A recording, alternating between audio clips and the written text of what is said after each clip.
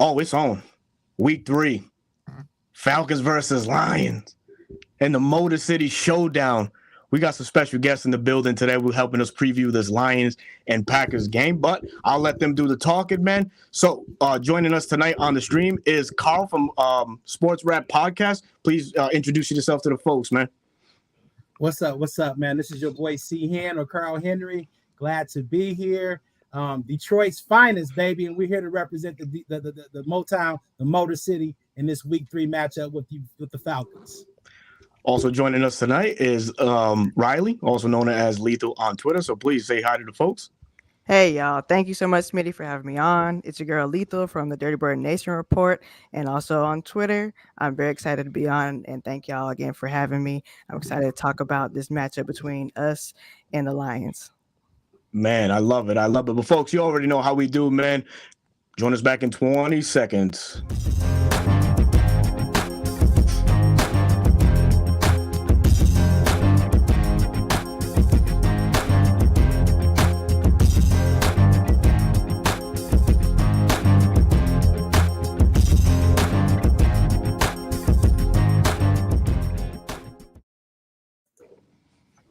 Yes, sir. Prime time. Smitty, what's going on, man? What's going on? Hey, man, ain't nothing going on. Woo. I'm just excited, man. I can't wait for Sunday. I've been waiting 3 days now, so that's a little too long for me.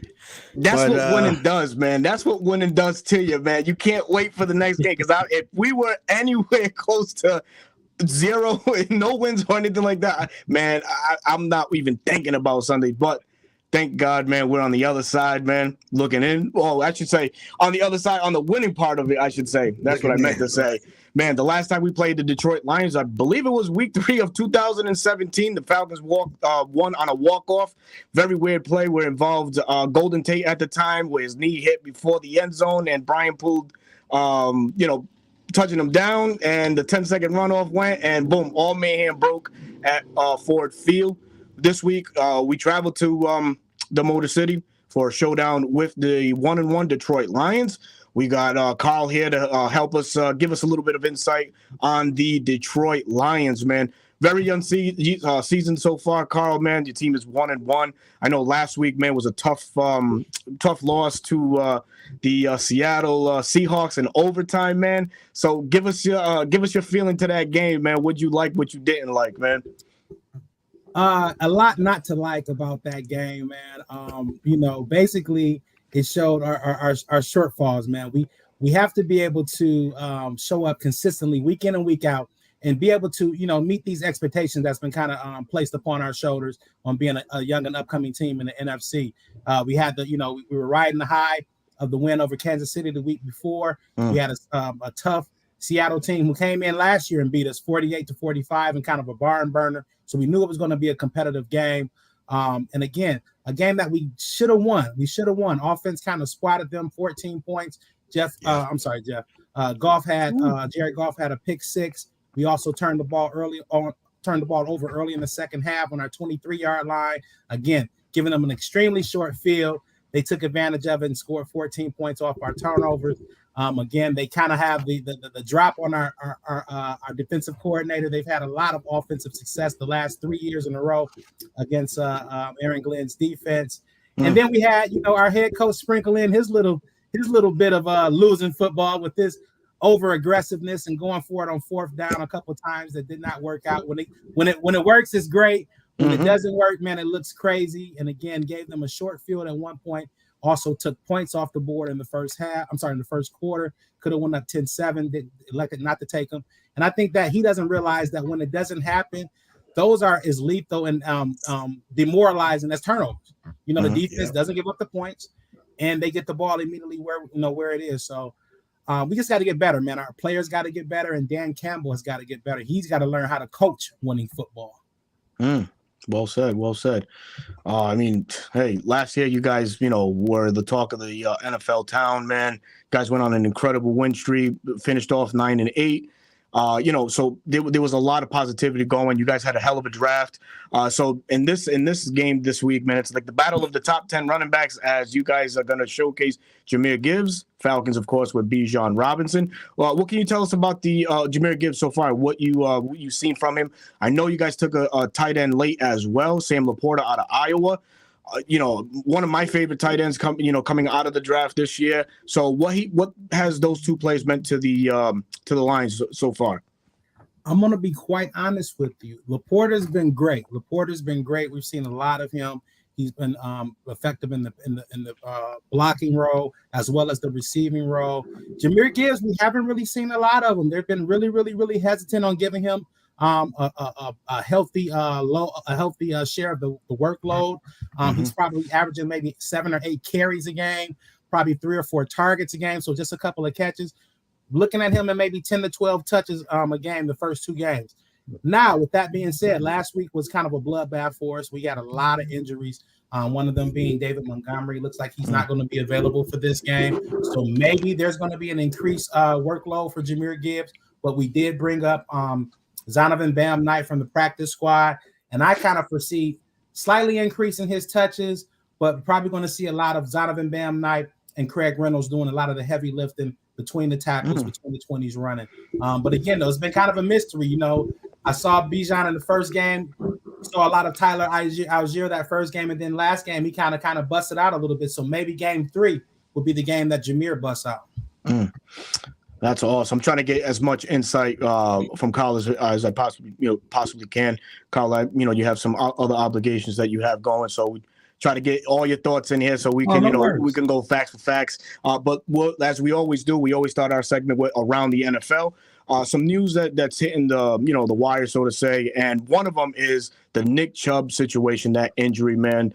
Thoughts and prayers to him. Hopefully, he comes back better than ever.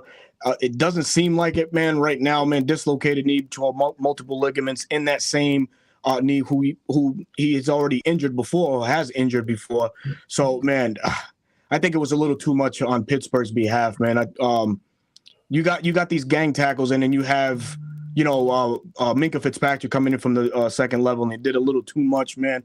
Which shelved them out for the game and now out for the year. So, Riley, I'll start with you. What do you think about the Nick Chubb situation, and what does this do for the running back market overall? Because we've seen so many running backs wanting that big contract, and we've seen owners be so shy with their wallets and not giving them that sort of money. So, is this something to further the owners' necessity to be shy with their money with these injuries? First and foremost, prayers up to Nick Chubb. It's very unfortunate. Ooh, if I can talk right now. It's very unfortunate that happened. Dislocated knee and multiple ligament tears. Honestly, if I was him and I wanted to walk for the rest of my life, I would just stop playing. Like, that would be it. Because it's the same knee that he injured in college, right? Exact same way, yeah. Yeah, so it's just like you have to think about your personal future after football, because everybody knows football is going to end. Do you want to walk or do you want to be on crutches for the rest of your life? So I'd call it a day. But as far running backs need to be paid. They have to be paid because their careers are so short-lived and they do so much for the game of football, especially players like Nick Chubb, Bijan, Adrian Peterson, et cetera, et cetera. The list goes on. Emmitt Smith, they did so much for the game of football and continue to do so much. They deserve the money. GMs need to stop being greedy. Your wallets are already lined. You're going to make more money than almost everybody on earth combined. You're fine. Pay them what they deserve. They need to be paid what they deserve, because this can happen and then they're just SOL for the rest of their lives. So I think the Players Association needs to get together and, if they need a boycott again, like they did, a few years ago, until they get the money they deserve, then do that. Like, running backs need this money. Players overall need more money, especially when they have like short careers. So that's the truth. That's a good, honest truth. And I agree with everything you said. And the NFLPA president got to put his foot down, man. this is why they need their money, because they get injured more than anybody. They take the most hits, other than what the linebackers and the offensive linemen. They take the most hits head on. Got 300-pound dudes just running at you every play. And to see this injury, the same exact injury from 2015, I think it was, to now, I agree to a certain extent about him not playing anymore, but that's ultimately going to come up to how he feels during his recovery. Or you can see the doctor just step in and say, hey, your knee and your leg is never going to be the same. You need to think about X, Y, and Z. And other than that, going forward, I think Cleveland has to really start thinking about the future without him, even if he comes back, because we've seen Terrell Davis, a Hall of Famer, come back from a knee injury. He was never the same. So there's so many facets to this thing. And be honest with y'all, Kareem Hunt, probably their best option right now. Jerome Ford played good last night, but Kareem Hunt, bring him back, paying what he want. Because as you seen with Deshaun Watson last night, he needs that run game. Yeah. That's true. Carl, what you got, Carl? It's crazy because I kind of fall in the middle here. You know, if I'm looking from the player standpoint, I understand, you know, they get hit a lot. But when I look at it from, you know, a management standpoint, it's like the running back position definitely is so physical. You have so many hits. Those guys, one season for a running back is probably equivalent to 2 or 3 seasons for a wide receiver, linebacker, and things of that sort.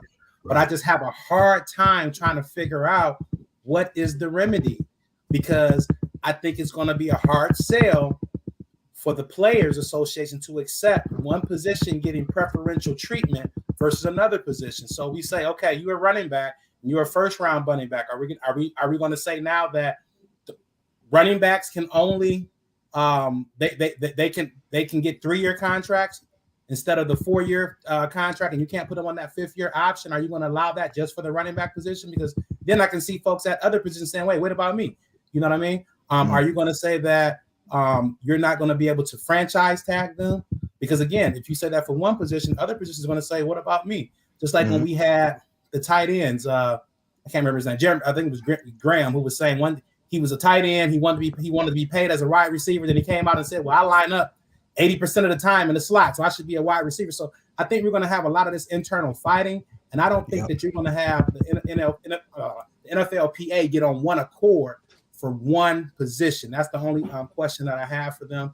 And again, like, you know, we say they got to be paid, but at the same time, it's like the people who came before them kind of messed the money up. You know what I mean? Right. We saw Le'Veon Bell get paid. He couldn't finish his contract. We saw Gurley get paid. He couldn't finish his contract. David Johnson, he couldn't finish his contract. So for every guy, just like a Derrick Henry, there's 12 other guys who only played 3 or 4 years. So it's kind of like, you know, do I pay him? I think if I'm an owner, I'm sitting envious. I want to be able to get those 4 or 5 years out of them. I want to be able to throw that franchise tag on them and kind of see where they are after 6 or 7 years. Nick Chubb suffered that injury in 2015. So we're talking about a guy who he did get some bread, but he's been playing for 7-8 years. So he looks fresh. He looked fresh before that injury, but not everybody looks like him 7-8 years down the road. So, and I think speaking to the current situation, we have to talk about, if you guys follow my show, I talk a lot about what Saquon did. Saquon fumbled the ball for the running back position. They offered him a multi-year deal, $14 million per. He wanted 16. The only guy getting that is CMC right now. Okay, he wanted 16 million per. Then they took that deal off the table. He ended up having to he had that phone call with folks, and I believe on that phone call there was they said he came to an epiphany. I believe they said, "Hey man, they offering you money, they ain't offering us."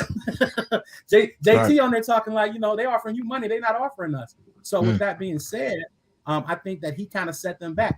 14 on the table, multi-year deal on the table, but now you have to come back for $10 million on the cap and $1 million in incentives. So he hustled backwards. He didn't help them out. That would have raised the franchise tag amount for the next group of folks who got the franchise tag him out. That would have kind of started the new bottom, if you will, for the negotiating point for the running backs who are coming forward, like Henry, like JT Taylor. But he hustled backwards and he kind of hurt them a little bit. Yeah. Saquon's another name that was hurt this past weekend too. So I don't know, man. I think as soon as he felt that ankle turn, he was probably like, "Damn, I wish I had that 14 and that 20 million guarantee." and I don't understand why he turned it down, because Derrick Henry had just ran for 2,000 yards and he only got 10 million. So you crying about 14? Make it make sense. Make it make sense. You know, I think when you look at CMC, we look at a very, very similarly skilled player and a player with similar problems. He's been injured a couple times too, so I can see how Saquon will kind of say that. You know, I think I'm worth what he's worth. You know, we've got the same injury concerns. We've done a lot of things statistically the same. I think I'm worth that. But what he didn't realize was that CMC signed that contract like 3 or 4 years ago. The market conditions were a little bit different. You know what I mean? So I think he needed to take that step up take that step for the team, if you will, and he didn't. And now he'll be looking for 12, 13 next year. And he was injured. So that's another one they can say, hey, you know, you got injured. You didn't even, you know, you couldn't even work on the tag really that well. So we don't know. We don't know. That's true, man. That's true. Yeah. That's true, man. So we're gonna hit this roll call real quick. Shout out everybody in the chat before we start the preview. So John Higgins is in the building. Raymond Collins, Travis Preston, Dre True Statement, Marlon Cozy, William Amy, Matt Anderson, Moss, Mafi, Eric Mack, APSTA, Free ATLG. Woo! What's going on? Our brother Winston Thornton's in the building. Robert Stevens. Feisty Falcon fan, what's going on, man? Blinking Stitch, GGST, Giving Game Sports, what's going on, brother? The King 83. What else? Pasta Girls up in the building, man. Atlanta supporter, as always, is in the building, man. Savage Falcons in the building. Ladarius Brown, what's going on, brother? Hope all is well with you, man. Let's see. We got to have Ladarius on. Tony Wright. Huh? We got to have Ladarius on soon. Yeah, we got to definitely have him on the show soon, too, man. Yep. Dwayne Ruffin Deek, what's going on, man? Douglas Farrington, J Black 142, and Jason Boston, man. Thank you all for tuning in tonight, man, as we break down and preview this week 3 matchup, Falcons versus Lions. So, before we go on, man. Go ahead, brother. Before we go on, man, y'all, if y'all on social media, Facebook, Twitter, y'all please share this video or retweet it. Help your boy out so we can get more viewers in and make this a real discussion, because we finna break it down real raw for y'all right quick. But Alberto, go ahead. Oh man, Falcons are 2-0. We're looking to go 3-0. Huh? Mr. Carl, how?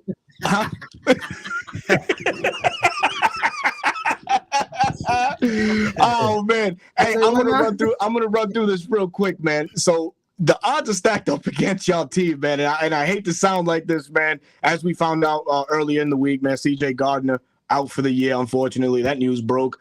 James Houston out for the year. That news also broke. But you guys were already hobbling in last week as Taylor Decker was out, one of your key cogs on that offensive line. In that same game last week, Vatayi, the right guard, I can't pronounce his first name, man, but he's deemed to be out. As you spoke earlier, David Montgomery is possibly on that fence if he's gonna play or not. You mentioned 2 individuals that are coming up from the practice squad to have some playing time. Y'all, man, y'all are reeling right now, bro. Yeah. And it doesn't get any easier with the Falcons coming into town, man. We're kind of hot right now. If you haven't heard, we're the talk of the NFL. You the talk of the NFL? Oh man, yeah. We're on ESPN. Good Morning Football. Man, we just all over the place. I gotta plug in because I ain't heard nothing. We are very relevant in the news. Oh, okay. Well, you know what? We happy, man, because Atlanta's a sister city to Detroit, man. Atlanta's a sister city to Detroit, man. We cousins. You know what I mean?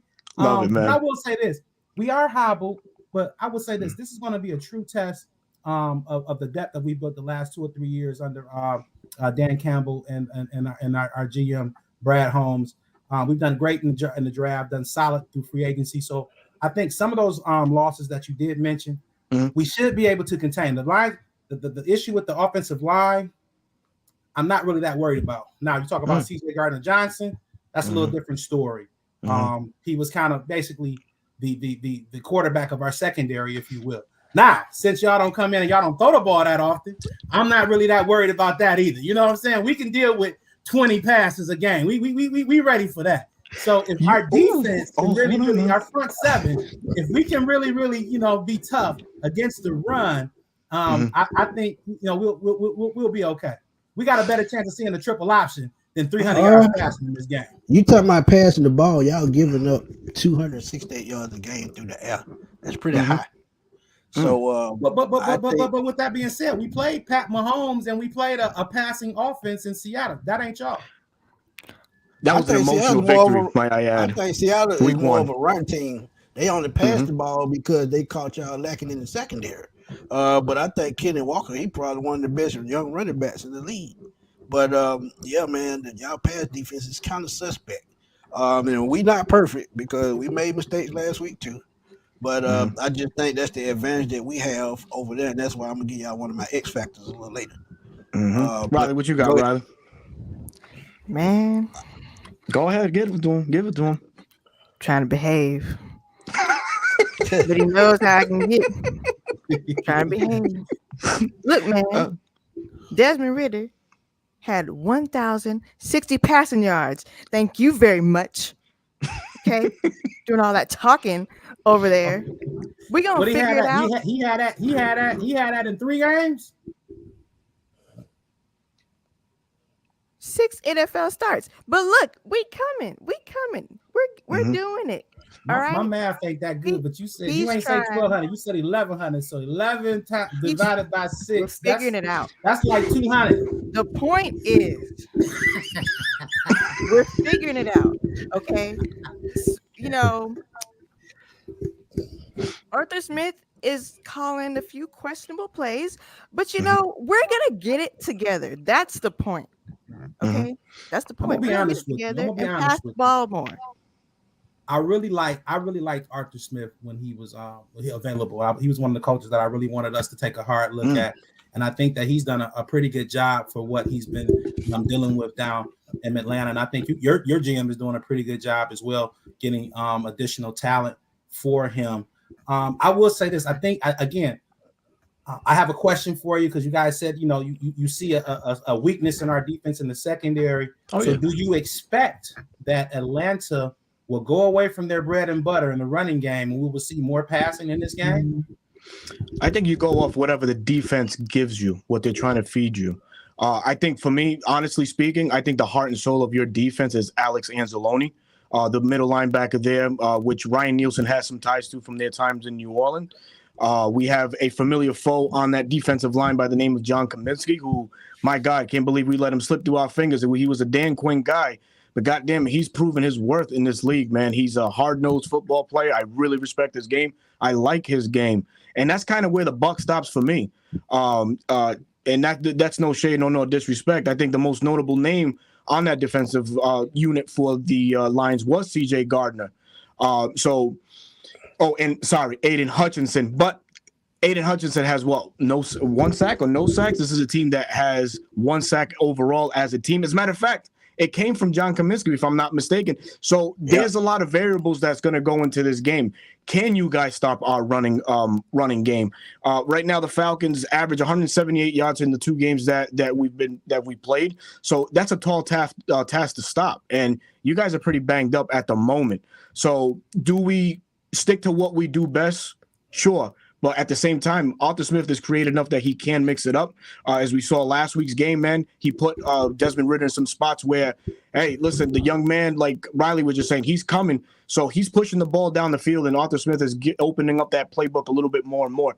This week, we can see an explosion, and I hate to sound like this, of some sort from our playmakers, our skill positions, a Kyle Pitts, a Jonnu Smith, a Drake London, because let's be real, the Drake London, Matt Collins tandem, I think, is a little bit more superior than what your cornerback tandems have to offer currently right now. Hold on, Berto. Now, hold on. Let's hold on. Come on, baby. You said Drake. Drake and who? Drake London and you said Matt Wilson. Matt Truck Hollins, brother. Who? You saw it. You saw it, baby. You saw it. Matt, I block more than I catch. Hollins. Oh, come on. Wait a minute. Oh, okay. Hey. I'm saying like this. I don't see 178 on the ground, and if we give up 178 on the ground, we're in trouble. I think that we're going to come in with the distinct goal of minimizing Bijan and minimizing that run game. We want Desmond Ridder to beat us. If he can beat us, we want to see him throw for at least 225, 300 yards in this game. If we gonna lose, we want him to do it throwing the ball to Drake London, who is a tremendous talent, and Kyle Pitts, who is averaging about 2 catches a game right now. So we will take that. We will take Matt Collins, Wallins, whatever his name is. We'll take that. If you throwing the ball to him, we will take that. Keep it out of Bijan's hands. Keep it out of Algier's hands. We will take that. We'll take our chance. It's a tough task to stop, man. I mean, you saw Green Bay struggled last week mightily when either of the gentlemen in our running back field was on the field. So I mean, again, it's stacked up against you guys. You're reeling there. I mean, I do respect, some of the play that defensive linemen have to offer, like John Kaminsky I just mentioned. Alam McNeil is another young cat that, is a great run stopper. But it's a chess game, man. And our offensive line rebounded really, really well last week after, a so-so week 1 against the Panthers. So I kind of look forward to the Falcons just flexing their muscle, man, and really showing why this was a top 10 offensive line. Pairing that with the 2 guys that we have, this can get ugly pretty early, man. I gotta ask again. Because we talked strictly about your offense versus our defense. Yeah. Let's talk about your defense. Let's talk about what's going on there and their secondary. The linebacking spot and up front. Do they have enough to stop what we're going to bring offensively? Because I know we are going to be down some bodies. But again, though, I still feel very, very good about the offensive line. Panay Sewell, if Taylor Decker can't go, oh God, I'm sure Panay Sewell will be able to probably switch over to the left side. We'll probably throw Matt Nelson at the right tackle, and then Glasgow will probably jump in there for Vitae. Again, Glasgow's a starter in this league. A little suspect on Matt Nelson, but I think we have a strong offensive line. I think we can impose our will in terms of running the football. And then when we look at Amon-Ra St. Brown, I know AJ Brown, does he travel? Because I know Amon-Ra's in the corner, is in the slot a lot. And again, if your name is not AJ, I'm sorry, not did I say AJ Brown? I'm sorry. What's your corner? AJ Terrell. AJ Terrell, number 24. AJ Terrell. I'm sorry. AJ Terrell. I'm thinking about AJ Brown on 3 or 4 of my fantasy teams letting me down with 4 points last week. I'm still reeling over that, man. Sorry. AJ Terrell, my bad, brother. Oh no. Always forgiven, bro. Who's back? Who's a cornerback of any pertinence? Because we know about Okuda. We know about Okuda, so he might be coming back. So this might be a redemption game here. He might put the clamps on Mr. Amon-Ra St. Slot. Brown. My bad. Do something in this stadium for any team. Do something. Gotcha, man. But before we go on any longer, man, we got a super chat from our boy Ruffin, man. Thank you so much, man. He says, "Rise all the way the hell up," and I love it. We got another one here from my boy Shaka Zulu. Shaka, thank you for joining the stream tonight. Thank you so much, man. We really appreciate the donation. The Falcons going to drain that clock playing, keep away running the ball, and that is. And I think that's the smart thing to do. Because like I said, if y'all go check out my 3 keys to victory, I said this. The key is going to be getting Jared Goff out the pocket. If he can step back in the pocket and have time, he will pick you apart like a puzzle. You talk about Amon-Ra St. Brown. You talk about Laporta. They have enough weapons to be a little bit deadly. And then we all know that they love that deep play action pass. So you knock him off his circle, hey. That's one you have way to a victory. So and that's gonna be key because we struggled first. Well, we got 3 sacks, but we struggled in the second half getting to the quarterback. But you can't make that same mistake this game. And I think Jerry Gray is gonna be vital to that. He knows how to coach against Detroit by being the defensive coordinator of the Vikings, and he's been a defensive coordinator a long time. So he knows how to prepare for pocket passing quarterbacks. So I think they're going to dial up a lot of exotic blitzes. Ryan Nielsen's going to have to. And come at Jerry Goff all kind of ways. If they don't, like I said, he'll pick them apart because he's one of the most underrated quarterbacks in the league. Correct me if I'm wrong. You absolutely right. Goff, I don't think Goff gets the credit that he deserves. He's a guy who's won multiple playoff games in this league. He's been to a Super Bowl. I think a lot of folks give McVay the majority of that credit. But again, I mean, here's a guy who's for multiple teams, has put up Pro Bowl numbers. Again, we just need to put it all together around him. I don't think he's I don't want to downgrade him, but I don't think he's the top 3 or 4 or 5 quarterbacks in this league, like special elite. But he's an elite game manager, if you will. Right. If you give him the weapons, you give him the time, he's going to make plays for you. So I'm confident in Goff. Yeah, I'll add a little bit onto that too, man. Ben Johnson and company have done a really great job since the two have been paired. I mean, this year's completing 71% of his passes, 576 yards passing, 4 TDs, 1 INT. So that's the game management. That's the smarts in Jared Goff, having so many years already in the NFL. And like you mentioned, having the weapons around him. You guys have some good weapons, some great weapons. Josh Reynolds is another guy not to be dismissed. He's a journeyman in the NFL, but he has 146 yards on 9 catches and 2 touchdowns. That's the burner for that offense there. But it's kind of hard to get all those pieces going when you don't have a running game. And maybe you can talk a little bit more about the gentlemen that came up from the practice squad, to that, because as Jahmyr Gibbs, they don't have a whole lot of confidence in him just yet, but he's coming. He's another great back that will make stamp his name in this league. So it's kind of tough to work with limited resources in the run game. And so you talk about Josh Reynolds. He played with Jerry Goff in LA, so he's another guy to look out for.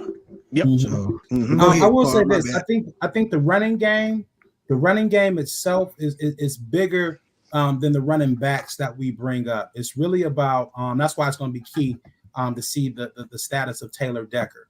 I believe if we're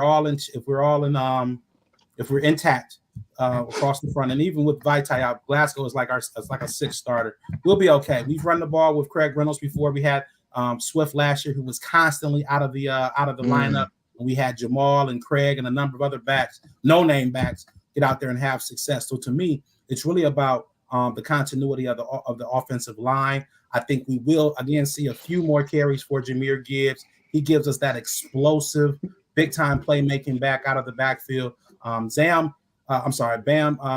Bam Knight is kind of more of a 3 yards in a cloud of dust type of guy, kind of shifty, quickness, but it's not a big play home run hitter type of guy.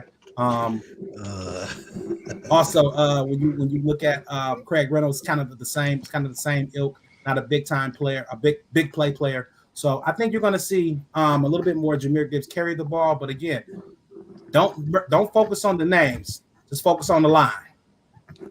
Oh, my goodness. Yeah. Riley, would you like to add anything to that right there? Don't focus on the name, focus on the line. We're going to focus on whatever we want to focus on over here. And we're going to stop y'all. That's what I know. One thing for certain and 2 things for sure. And all faith in Jesse Bates and AJ Terrell. I like that Jesse Bates pickup. That's a good pickup there. That's a good center fielder there to play in that secondary. I like that pickup. You guys got a couple lines. Did you guys get the linebacker from Jacksonville as well? No. So currently we have is Troy Anderson, which we don't know too much on his status for Sunday because he did miss this Sunday's game with a concussion. But we do have Caden Ellis, who comes over from New Orleans. We also had a good problem in Nate Landman, who did a spot start, and he performed very well. A lot of rave coming out of him. He played very, very well. That's really what our linebackers consist of at the moment. And Tay Davis, yes. Yeah, but he's mainly a special team guy. But they did bring on Andre Smith from the practice squad last week. That they did. Before we go any further, we got a super chat from our brother Uncle Steve's Lounge. Everybody's favorite uncle is in the chat. Thank you so much for the $9.99 bid, man. We truly appreciate you supporting the show. And folks, another great content creator in his own right, man. Uncle Steve's Lounge. Please go visit his platform on YouTube. Hit him with the like, hit him with the share, hit him with a subscribe, please. As Smitty would say, I'm gonna steal a page from your line. Get his videos out into the YouTube universe. He greatly appreciates it. And he goes on to say, I'm feeling the vintage Lions returning soon. That Dan Campbell, rah-rah, tough guy act was fun for a while. Trust me. We had a coach named Dan, who did the same thing early. Condolences start Sunday. That's tough right there. Steve bringing the pain. He's making it pain, but I'm gonna bring another set of pain. And here's this. You spoke about the weapons that you have. You couldn't get AJ Terrell's name, right in line, because AJ's that young up and coming corner for our beloved Atlanta Falcons, really regaining his form from his dominant 2021 bid. This year, I think he's allowed less than 30 yards receiving or something like that. Some magnificent stat came out earlier today. But this is the number 2 ranked pass defense in the league. Smitty, you can talk on this, man. This is a full-blown Jerry Gray effect. But where we are susceptible, and as you was mentioning, the bodies that came up from the practice squad to pair along with Jahmyr Gibbs, is the rush defense, man. We're currently at 22 right now. So that's probably the weakest point right now on the squad. So with that said, I think that's the focus that we're gonna really put more emphasis to this week to really strengthen up. We do need a game of this sort of magnitude and capacity to gain some confidence in some of the run stop packages that we may want to display later down the line. And this is no knock against the Lions. It's just you guys are dealing with a short deck of cards, so to say, man. You guys are not at 100%. So in games like this, we definitely got to try and do different things so we can have a glimpse of what packages may work down the line. So, Carl, man, it's just the odds are stacked, bro. The odds are stacked, man. I don't see it so stacked, man. You say this number 2 ranked pass defense, man. Yes, sir. I say, who did you go against? You played against the Carolina Panthers with rookie quarterback and no really significant wide receiver or passing catching threat. Green Bay, you played against them. Christian Watson didn't play. Romeo Dobbs didn't play. So the number 2 passing defenses, I don't know yet. Who have you played? You know what I'm saying? The 2 teams you just mentioned, Carolina and Green Bay. They're still professional though, so I don't take that as an excuse. It's not an excuse, but Berto said like I should be a believer. And I'm like, I'm not a believer. I'm gonna make you a believer, Carl. Damn it, I'm gonna make you a believer. If you're 8 or 9 games in and you saw Patrick Mahomes to somebody, then I may say, okay, number 2 pass defense. When we talking about CJ Stroud and Jordan Love, who against that great defense, what do you have? 155 and 3 touchdowns. I don't know. Christian Watson didn't play. Who was he throwing them to? Jaden Reed. Jaden Reed and Wicks. And Romeo Dobbs did play. Jaden Reed was 2 years ago just at Western Michigan University, man. He was barely D1, but I respect him. Then he went to Michigan State, so I done seen Jaden Reed. You can't hold Jaden Reed. I don't know what you can hold him on Ross St. Brown. I don't know. That depends on how you guys use them a lot out of the slot, man. And my X factor will be revealed at later on in the show. So you guys do a great job of moving him around. He at one-on-one, man, it's really difficult to press him because he's so shifty, so elusive. So that's really what we got to key on, and just really remove him from the offensive game plan as it is. Yes, AJ Terrell does not follow the best receiver as we've been seeing. There, our corners play exclusively on one side because of our scheme. We don't know the status with Jeff Okudah, but I feel like he is going to come back. That's a guy that's going to return back to Detroit, man. Emotions are going to be through the roof. Really going to want to show his worth to you guys. And I don't know, man. This could be a breakout game for Okudah in his first game back. to Ford Field. So, but you've been privileged to see Jeff Okudah. Give me your thoughts real quick on what you've seen out of Jeff Okudah. Some likes, some dislikes, man, from your point of view. Jeff A. I like Jeff a lot, man. I like him coming out. I will say this: I think he lost his confidence a little bit when he got to the NFL. He was a very handsy defender at Ohio State, and again, the college game, they let you get away with a lot more physicality at the line of scrimmage and down the field. I think he had a hard time adjusting to that, and then he had a lot of injuries and things. So I don't think he trusted his instincts at times and or his body, and that became a little bit of an issue. Again, you're playing in an offense or on the defense that teams are targeting the secondary because they know that's a weakness. So you got yourself. You're young, you're learning, and your confidence in your technique and in your body isn't there. So you start to see plays being given up, and his confidence kind of wanes. So maybe a change of scenery will be good for him. But if he's out there anywhere on the field, I like it.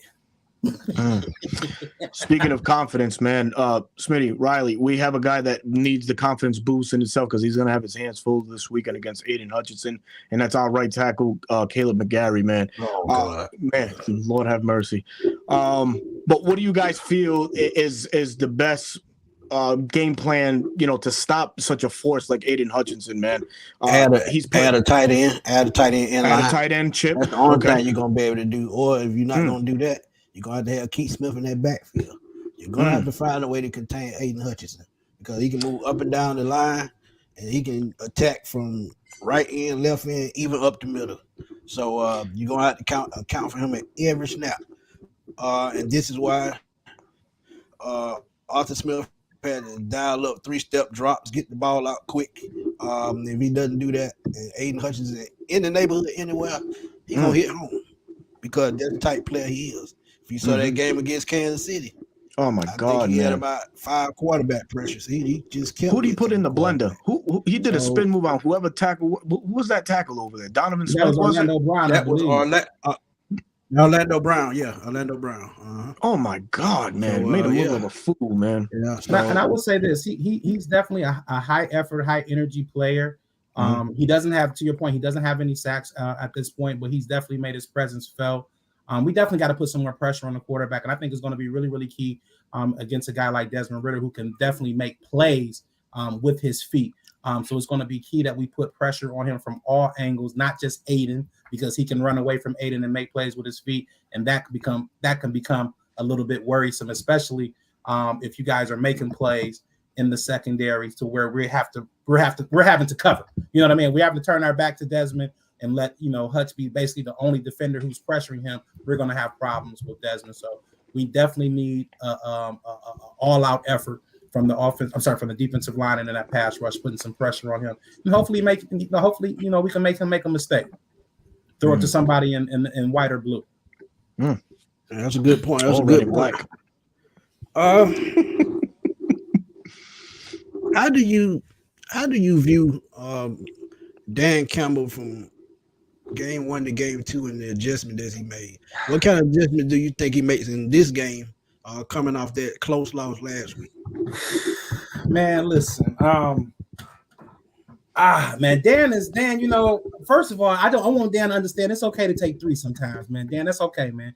We don't have to go for it on 4th down 4 or 5 times a game. That's not sustainable. We're showing everybody all our little short yardage, all our little 2-point plays, all in the first 3 or 4 games of the year. It's okay to take 3 points. I think that with him, he's very, very aggressive. And I think that he takes it as a sense of pride, and that's cool. I think he does a great job Monday through Saturday, getting the guys prepared, getting the guys motivated for the game. But the game management, the actual game day management could be a little bit better. I talked about him going for it on 4th down a couple of times in last week's game. But then when we got the ball with 1:44 left, down by 3, he played for a tie. So to me, I don't understand your philosophy. If you're aggressive, you're trying to go for it, go for it. Don't say, okay, it's late in the game. I'm going to kind of scale back and go conservative now and take the 3. And basically what he said, and a lot of people didn't understand me when I said it because, a lot of folks, we've really, really bought into Dan. We're thirsty fan base, and we ready to win. And he's shown, a little bit of that. So, we kind of, don't call him out on when he does things wrong, but I'm gonna hold him accountable. You know what I'm saying? Because he lost us a couple of games last year with this game management, and we missed the playoffs because we lost lost the tiebreaker to Seattle. That was to head-to-head competition. But again, we win another game. You don't even have to deal with that. So to me, every game counts. So he has to understand that 3 points is okay. He doesn't have to go for it on 4th down, and show confidence. Show confidence in your kicker. Show confidence in your defense. Because when you do those things, going for it on 4th down, yeah, you're showing that you're aggressive, but you're also showing a little bit that I don't believe in these folks on my team. I don't know if the field goal kicker, if it's too far, I want to get closer, or I don't know if I want to give the ball back. And this last week, he made that statement. Right. People were thinking that everything was all about analytics. He's got all these analytics and that. This guy ain't going off analytics. It's about feel and gut for him. That's it. Yeah. He old school. Yeah, he old school. So big time. If you don't want to give the ball back to this defense, to this offense, then number one, why are you going for it on 4th down? And if you don't get it, you give them a short field. Why are you not trying to play for the win at the end of regulation? Because if you don't want to give them the ball back, then why are we trying to play for a tie? And then we're going to see them again in overtime. Really, what are you doing? I need everything to kind of come together, and I need us to play complementary football. Like you said, our defense isn't the best. We're improving there, but we're not the best. So listen, we need to do what you guys do. We need to take the air out the ball sometimes. We need to run the ball. We got a physical front. We got a stack of running backs. We need to run the ball to keep what our worst part of the team is, the defense, off the field. You know what I'm saying? You want to put some. You want to give the defense some encouragement. Take the points and say, hey, I'm taking these points and I'm kicking this rock off so y'all can stop them. I'm gonna give you the whole field to stop them. Don't say I'm gonna go for it because I really don't want you to get the ball back and then get stopped and we only got half the field to go. So I need him to get his coaching and his game management together and play complementary football. I hope he does that this week. If he do that, we should win. Agreed. But before you get out of there, man, we know you got to run. One more question. X factors. That's what we about to get into. With the X factors. Who was your X factor for the Detroit Lions? Ooh, man, like you said, we are so banged up. It could be any number of players. It can be Tracy Walker, who's going to be getting the start for CJ Gardner-Johnson. And I think he had one interception in his career coming into this game. So if he gets an interception, I guess that's an X factor. He's been in the league for 4 or 5 years, maybe 6 years. He got a new deal. So he's always been a good backup, though. Yeah. He getting paid like a starter, so we're gonna need him to produce like one. You know what I'm saying? he signed for like 48 million, 6 years, 48 million. So we're gonna need him to, get one and take one to the house or something. Also, Josh Reynolds, again, a guy who's kind of showing himself to be a reliable target in this offense. We know that Amon-Ra is going to get a lot of the attention from the defense, and Reynolds gives us a big body, a great route runner, a guy who can get down the field and give us a deep threat in this offense. And I think that he has a shot to, catch a ball in the red zone, using his body, using his physicality, and maybe can score a touchdown. Maybe on your boy AJ Terrell. I know he's a lockdown corner, but at the time, you can't stop everybody, man. And everybody, like you say, everybody's a professional out here. So maybe we can, get one of our guys, him or old man Marvin Jones, into the end zone in this game. So definitely look for those guys. That's right. He's back with y'all. That's right. I forgot about him. Yeah. Okay. A couple of other guys, just to throw some names out there. Khalif Raymond, our punt returner, but also functioning as our third or fourth receiver. Jared Goff has a lot of confidence in him. And then the running backs, Craig Reynolds or Bam Donovan Knight, could be X factors in this game. Craig Reynolds, wasn't he a former Falcon too? Wasn't he here for a little bit? Yeah, a little while. Yeah. So, but I like Josh Reynolds, man. I remember him in L.A.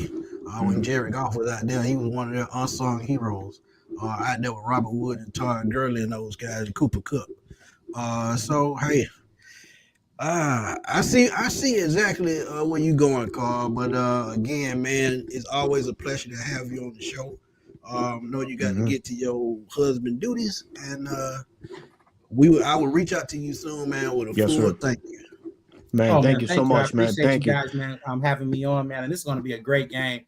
Again, man, Atlanta, man, we like cousins, man. I'll be down there in Smyrna, man. I'll be down there frequenting all the nice little clubs in all those nice areas, man. I like the food, man. I like the city. it's a wonderful place, man. And I always like to get down there a couple of times. Actually, my sister's down there in Smyrna, so I love Atlanta, man. And it's be a great game, man. Yes, absolutely, man. That's what So, I'm talking folks, man, about. 1:00 start time, man. Don't be late. Carl, thank you so much for taking the time tonight. Congratulations on what's going on with you, man. Good luck Thank this you so Sunday. much. And, man, definitely, man, look forward to chopping it up with you some more through Twitter. You know, we family already now, man. So salute to you. Good luck the rest of the season as well, man. Thank you so much. Real quick. Go man, ahead, brother. If you guys Floor can is give yours. me a follow, if you can give me a follow on Twitter, X, Yeah. X, I whatever got we you call it, already. I'm already following you, brother. at CHEN313. That's at CHEN313. And if also you can give me a follow on my podcast, man. The Fellas Present Sports Rap. It's available on Google Podcasts and Spotify. Again, The Fellas, DA. Yes, it's not right, but DA. Fellas Present Sports Rap, man. So, man, definitely give me a follow, subscribe to the show, man. And I can't wait to this game, man. Are we doing predictions now, or are we too early? Am I too early? Or No, you go ahead. Go ahead. We'll do ours. This is about you. Go ahead. I think it's going to be a very, very tight game. I look forward to Bijan coming up here and doing some things. Like you said, our run defense is definitely going to be tested. But I think in a tight game, a game of a lot of field goals in this one, I'm going to go with my Lions, man. 23-19. Oh, wow. Close. Respect. Wow. I can respect that 100%, man. It could come down to that field goal. It could go either way. It could go either way. I got not just a little bit different, but I get that. I get that because pass rush, got to have that pass rush. So if the pass rush on both teams play up to par, I could definitely see that. Very good, man. But and that was man, Carl Henry, man. Oh, you still here? Yeah, I'm still here. Gotcha. So we're gonna keep it.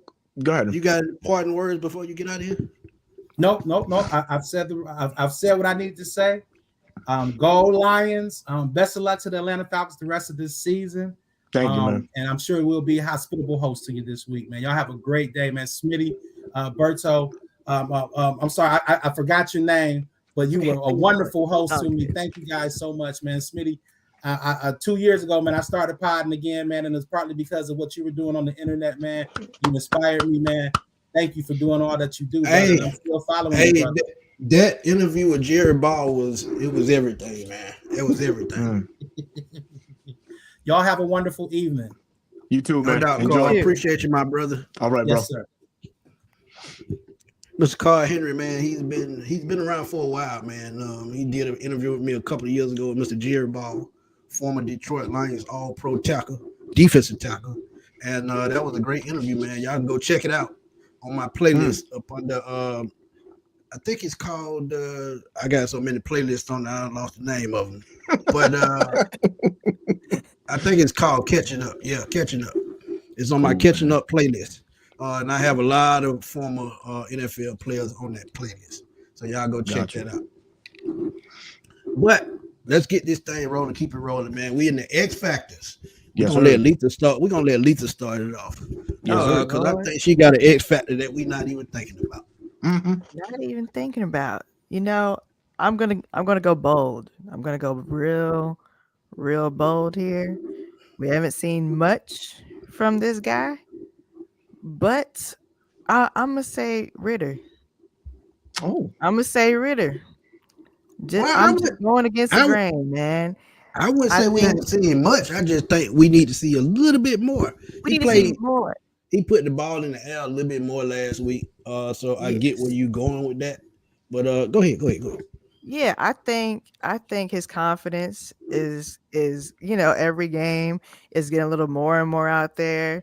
You know, that interview he had where after the game, when one of them reporters asked a stupid question, he was like, nah. I was like, oh, there go his black side. It's coming out right there. Okay, here he go. Get him. I was like, get him, bro. Get him together. He was like, no. I was like, oh, yeah. Here we go. So I think he's about to build up that confidence. Smith is, what's his name? Yeah, Arthur Smith.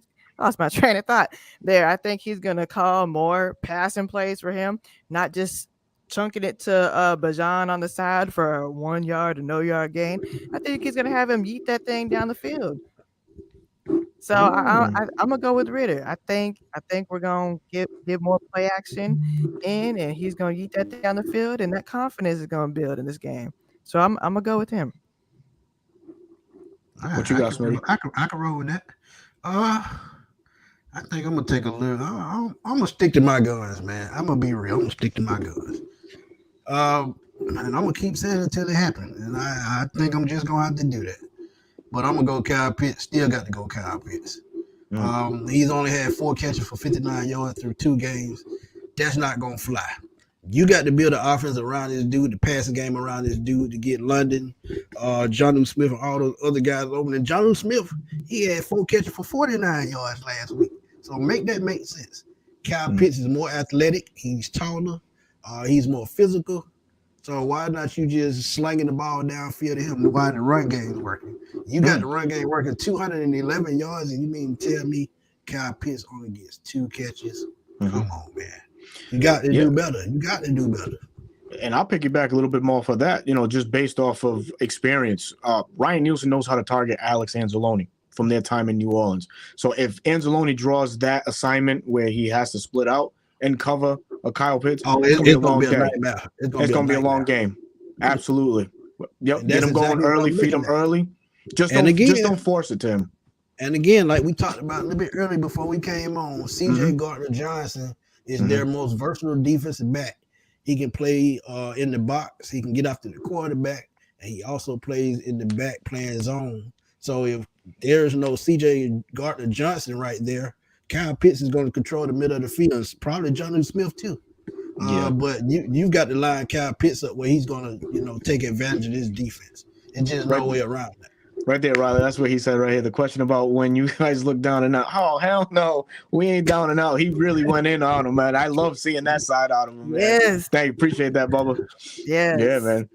So I'm going to go with my X factor, and my X factor is going to be D. Alford. D. Alford, because of the way that Detroit uses Amon-Ra St. Brown. They use him a lot out of the slot. So D. Alford may draw that assignment this game coming up. The Alford really could, put his stamp of approval even more on this defense as the secondary has looked, top notch. So he may be looked at as another key part of this pass defense. So my X factor for this game is going to be D. Alford, and see how he, stands to the task of covering Amon-Ra St. Brown, man. Smitty, this is what we're gonna need the chat to get active and start dropping predictions, man. What's the score? Before we go on, man, I got to give a shout out to my homegirl, Miss B, man. She been tuning in for a long time, always coming through. Shout out to Miss B. Shout out to the rest of the chat, man. Y'all always showing us love, like I said. Yeah.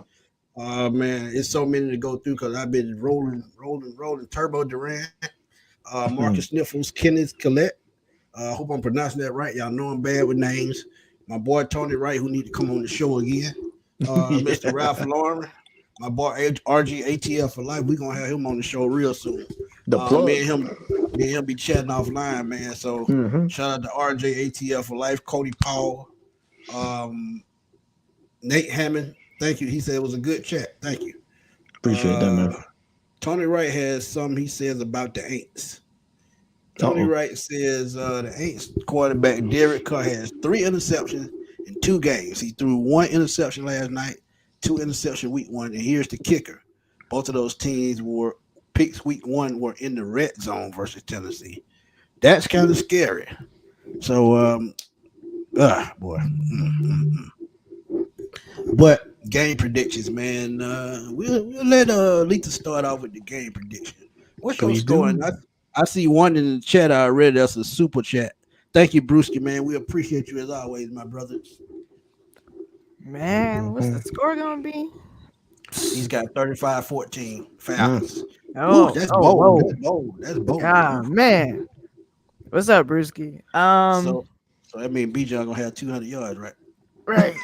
We're gonna have a lot of passing yards too. And Hollins, he gonna keep all his feet inbounds this time. Oh God. That made me so mad. Yeah, that was crazy. Okay. I'm behaving because Smitty told me to. Uh-oh. But I'm I'm gonna say 24. Falcons gonna win 24 to like 17, 18. 24-17, I can roll with that. That's fair. Mm. You kind of in the ballpark with Carr, that defensive struggle. Breakthrough late. Alberto, go ahead. It's gonna be a blowout, man. Point blank period. It's gonna be a So blowout. you in line with Brewski there. I'm in line with Brewski 100%. I'm gonna call it right now. 38-21 Falcons. Dang. I see it. You said 31 what? 38-21 Falcons. Okay, I got you. I'm going that high and that scores. bold. I'm going that high and that bold. Does this have a feelings of a trap game? And we talked about this earlier, man. It does, because with so many, so much of the odds stacked against Detroit, this should be a game where, God damn it, we should come out all systems go. But this ain't the same Falcons of old, man. This is new age Falcons, new age defense. The offense is going to complement it very, very soon. We're already seeing it now as it is, man. So I'm gonna call it like I just said it, man. 38-21. I think if anybody's gonna have a breakout game for the Falcons, it could be the tight ends, because they match very favorably against the Lions secondary and their linebacking core too. So It could be that. So that could be the engine this week going forward, and just we kill them in the ground just to kill the clock and just send everybody packing, man. So 38-21 Falcons. I'm along that same line. Go ahead. You're gonna blow out too? Huh? I wouldn't say blowout. But I get them 27 points and I get a Lions 17. Mm-hmm. And the reason why, because I just still think that Jared Goff is that X factor for them. You talk about a guy that some games he's on, some games he's off.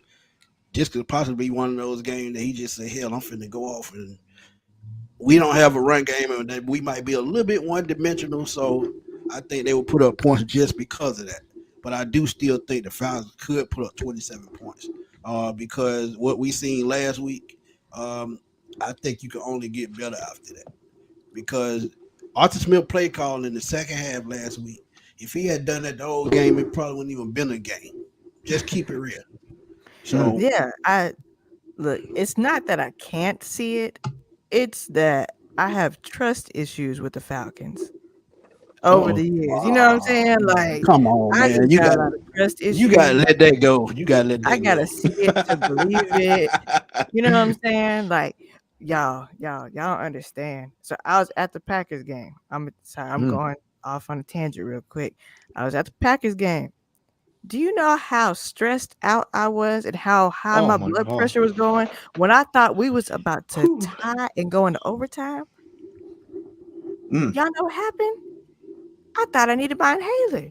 So I got some trust issues. I'm so glad that we ended up with the victory, and I stayed till the clock hit 0 because, but you got I need that Men in Black thing from that one year so I can stop doing that, But I just got some trust issues.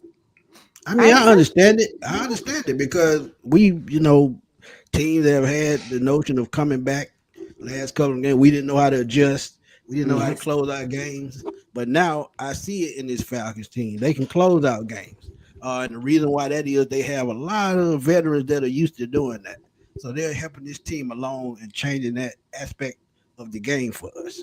And at the end of the game, if you saw it the second half on both games, fourth quarter in both games, they both teams did not score a single point in both games. So closing out games was important for us in the past. They're bringing that around now with the new talent that we have. But we have some great scores in the chat. Man, we got some lovely scores. Run them down right quick, Alberto. Gotcha, shout out to Ralph Lauren, man. Thank you, my man. I'm not the man. I'm just trying to do my thing the best I can, man. Cortez Sherman, 24-17. Yep, our boy GGST, man, 28-17. Cody Paul, 30-24. Not bad. Oh, I can see that, but like I said, I'm saying, man, Jared Goff could be one of those quarterbacks. He said, man, I'm gonna throw him 400 yards. They just out of nowhere. I don't see Man, our him boy do it Antonio before. Holloway, man, 28-21 Falcons. Pitts catches the game-winning TD. Antonio said he gonna join us on the show soon, so we can't wait to see Absolutely. him, my We'll brother. love that. Yep. Ralph Lauren, 23-20. I can see that. Our brother William Amy, close game. Falcons 27 to Detroit 21. I can definitely That's roll with okay. that. And right That's around all my right. prediction. Yeah, I can roll with that one. There is nothing wrong with that. Our brother Tony Wright, 30-17. Ooh, but y'all, what's up with y'all these 30-point games? So all of a sudden, Jay Black 142, 38-17. Let's go, man. Oh man, I'm John telling you, Higgins 30-21. Go Falcons. I'm gonna throw it out there right now. If we score Mm. 30 points in this game, Bijan Ross will have 200 yards. I'm just telling you. I'm telling Here's you. Didn't another I tell bold you? stat Hey, right here. Calais Campbell will we get waiting his on it. 100 sack. He was close, man. I Yeah, he pray to was God close that he the other does day. get it, man. Yeah. Man, no one more deserving than Calais Campbell, man. Our brother Brian Peoples in the chat, man. What's going on? 28-13. He's saying the same thing, man. Lions, right? They're very limited on offense right now. You got practice squad players coming up, taking reps from a top 10 pick in Jahmyr Gibbs. The trust is not there, as Carl was stating earlier.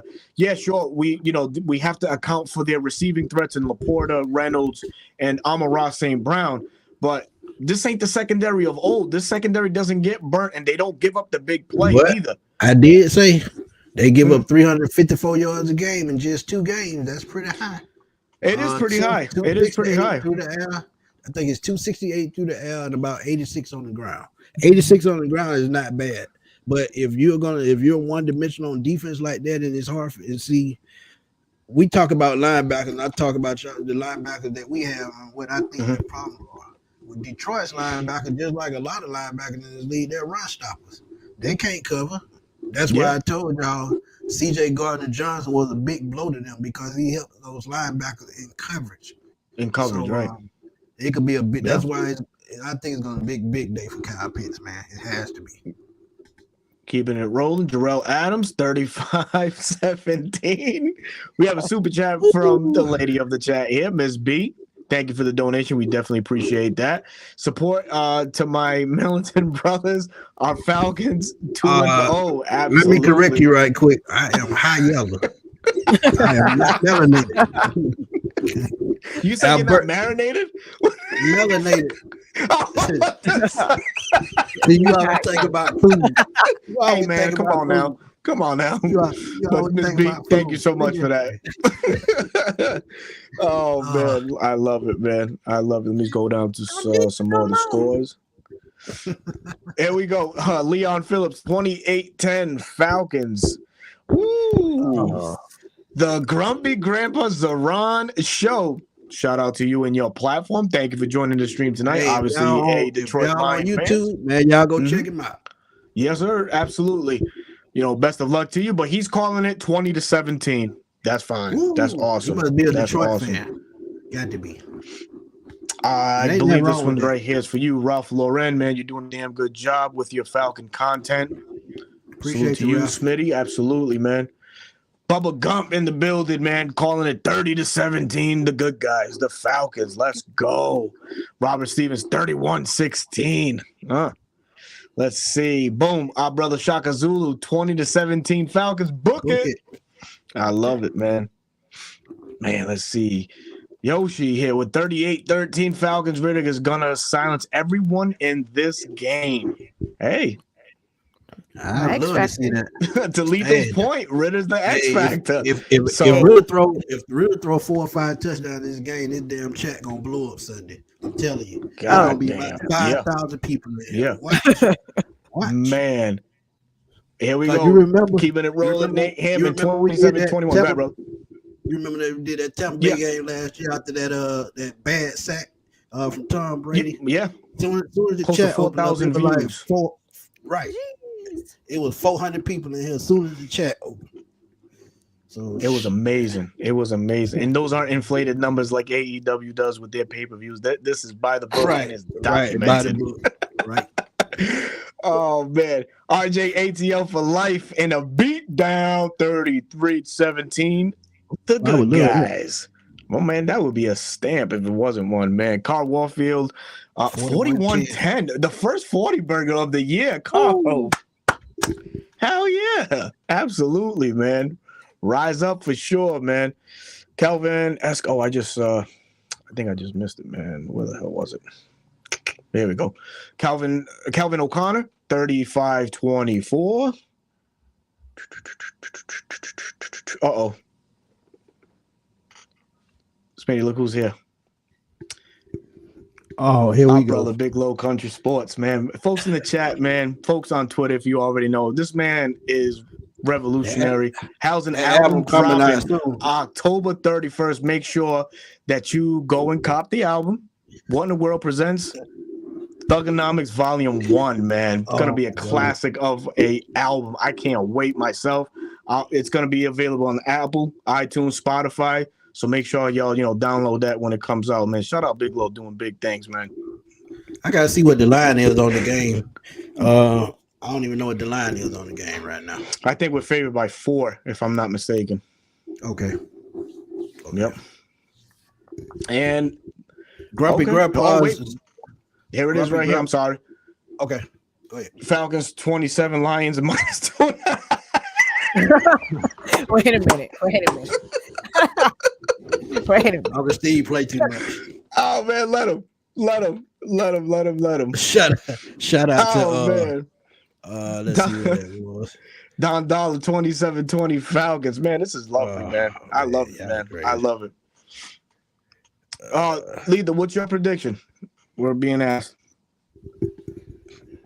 Oh, what did I say? 24-17? Yeah, 24-17. Yeah, 24-17. Okay. Quick shout out, man. Sure, go ahead, brother. The Grumpy Grandpa Danron, he said he had to go back to work.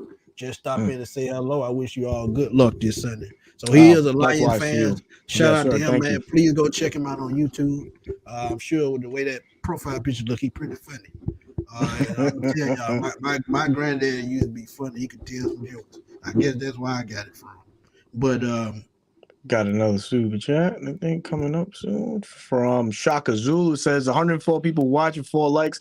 Come on, chat, smash them. Yes, folks, if you're in here, man, and actively commenting, we please ask that you go back to the like button, man. Smash the like button, get these views up, get these likes up, man, so we can get this video out as far into the YouTube universe, as my boy Smitty would say, man. But I got trademark that. I'm sorry. Oh God, you do, man. Everybody's stealing my job. Oh my goodness. I gotta bring this one up. I'm not ready. I gotta bring this one up. Oh, if you a Falcon fan, where the hell are you doing that? When we finish this show, we're gonna download that gift because a lot of y'all need a kick in the butt. I'm telling you. Oh man, and we gonna name. I got a better idea. We're gonna name a segment after that. And yes, if we feel get like your y'all segment out of the show, to get your behind segment out the show. Yep. Oh man, that's gonna be awesome. That's gonna be so awesome. So Smitty, man, you got anything else to add? Riley, you want to add anything else before we part, man? This has been a great show, man. I let her add and then I go. Got you, man. First of all, y'all gotta follow Smitty on TikTok. All right, make sure y'all follow him on TikTok, YouTube, Twitter. You got Instagram? Yep. AN the number 2 WON. All right, Instagram too. I gotta follow you on Instagram. But thank you so much for having me on this show.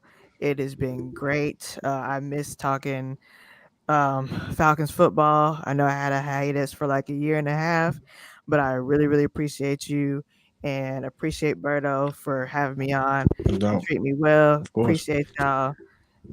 Make sure y'all like the video. Like you said, y'all lucky I can't cuss. Y'all out for not liking the video, but like the video. It boosts the views, it boosts him, it makes him do what he got to do. He got all this content out here for y'all. He's doing all this hard work that I'm not doing, so y'all need to appreciate this man. Like the video. And Berto's out here doing this thing too. His thing too. Thank you. Like, smash like button. Thank y'all so much. I have no expectations for this Falcon season. Because You gotta you know, have my heart's been broken. expectations. You gotta have I expectations. don't. My heart's been broken too many times. It's shattered into pieces. It's falling out. Like super glue don't even put it back together no more. So you know, I had to go in no expectations, and so far so good. I like what I see. I can't wait to see what Desmond Ritter and the Falcons do this year. Um, and look, rise all the way up, y'all. This is gonna be a season for the books. I do believe that. I believe it's gonna be a season for the books. Cool. I love But it. I got to keep my expectation, man. That's why I report this stuff. That's why I study it. My expectation is still 11-6, and they're gonna stay that way until they win what? The only way that they can kill that vibe is they win 12 games, which is one more game. So man. Ugh. Our boy RJ, he done got in with the boot. Hey, he Yeah, I said you saw got him. to he said I saw you him. got to have Hey, expectations. don't boot me, man. No. No, that's for the See, segment. That's for the see, segment that we're gonna start see, doing. Okay, see, okay. I was see, about to Yeah. I'm Oh my always God. I'm always starting shit, man. That's what I do. But All hey, right, man. this has been a great show, man. Thank you, man. We gave y'all our predictions. We gave y'all the X factors. We gave y'all the preview. Shout out to Mr. Carl Henry for coming through and joining us tonight, man. Really appreciate it. Go check out the Fellas Present Sports Rap podcast on Spotify and any other streaming platform because that guy really puts in work. And you can check him out at CHen313 on Twitter, and you can see all his work, all his podcasts, and you can easily find a link there as well. But y'all know where to find me, man. I'm here every single day, putting out content, trying to find a reason for y'all to love the Atlanta Falcons, because that's what I do, man, and I enjoy doing it. I always appreciate y'all with the kind words because that motivates a brother. Because one kind word can erase all the other foolishness, and that's the God honest truth. But Joy gonna make me kick her right in her, you know what? So let's see. We're gonna go and get out of here, man. But find me on YouTube at Smitty Sports Machine, Spotify Smitty Sports Machine, and Twitter or Twix as I call it. FATBOYSLIM. You see it right there in the screen next to my name, Smooth Smitty. You can catch me there on Twitter because I'm always there and I'm always talking junk. No doubt, man. It's your boy Berto, your host of the 95 North Falcons Talk Show. That's the platform on YouTube and on Twix, as Hungry Man Smitty over here would say, is RI Falcons. That's another platform I use to chop it up with the fan base, man. Thank you to everybody in the chat tonight. Thank you for everybody that viewed it, man. We got this thing jumping to 140. We definitely appreciate everybody that put eyes on our show, man. So to that, enjoy the rest of your Tuesday night. Go Falcons. Hopefully we go 3-0, but until then, catch us Sunday post game immediately after the game, as myself and Smitty will give you our thoughts on a win or a win of this up and coming game against the Detroit Lions. Until then, man, we'll see y'all soon, man. Peace.